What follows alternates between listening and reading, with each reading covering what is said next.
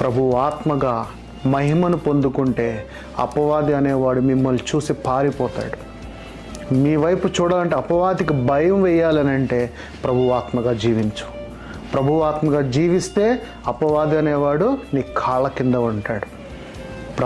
ప్రభువు ఎలా నిన్ను ప్రేమించాడో నువ్వు కూడా అలాగే ప్రేమించు.